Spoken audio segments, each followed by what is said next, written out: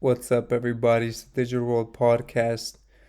Here, what we see is another Russian shopping mall that was mysteriously destroyed by fire. And so you're seeing a lot of these shopping centers starting to go up in flames. Um, at a certain point, you start to wonder if this is coordinated attack happening worldwide, actually, because I know in the US you see a lot of processing, food processing plants going down as well. You've seen it all throughout Europe. Here we see divergences happening between oil and the energy stocks, or oil and energy stocks. Over the past 100 trading sessions, we see that this energy sector seems to have surged while oil has collapsed.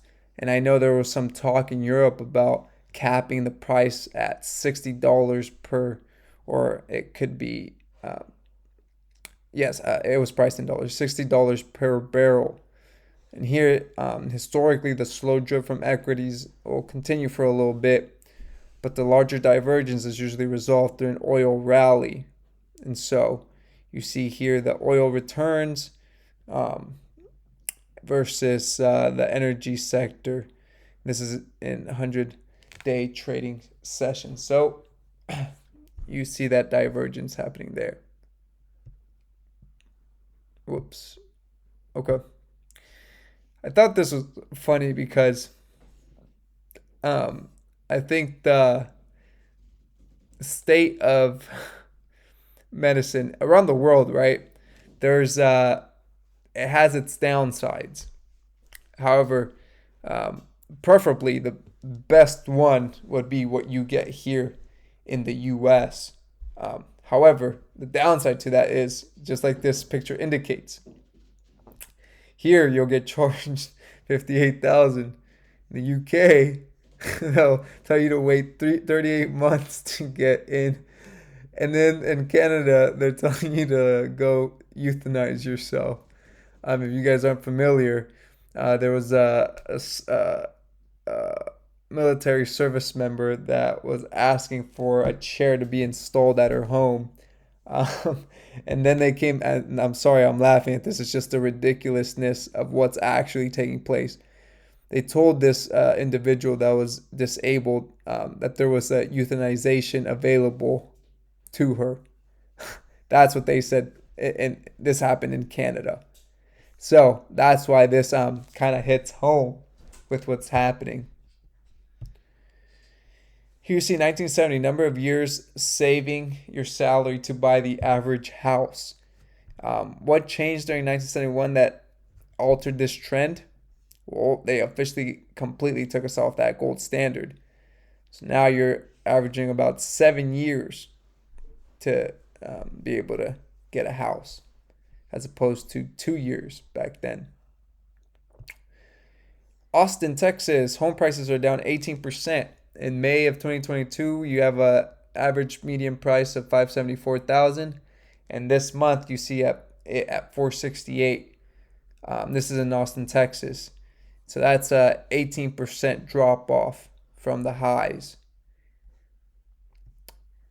The auto industry is experiencing a worse sales crash than '08.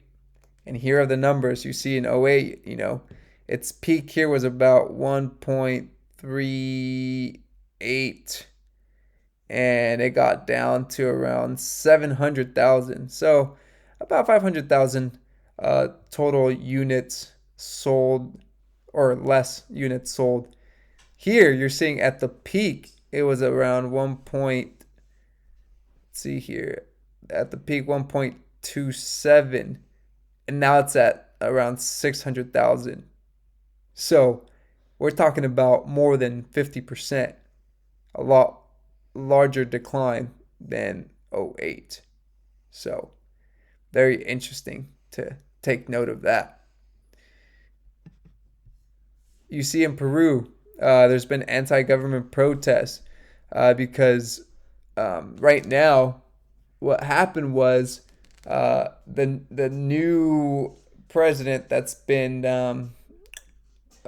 put into office is actually uh, part of the World Economic Forum, and so there's a lot of craziness happening, and you do not want to be in the midst of all this, because if you're at the wrong place at the wrong time, you could be a victim of serious injury. So it's worth taking note of this. Here we see social credit was introduced to, actually, well, it wasn't introduced. They're talking about it. It hasn't been enacted, but looks like citizens need 100 points of identification to use social media.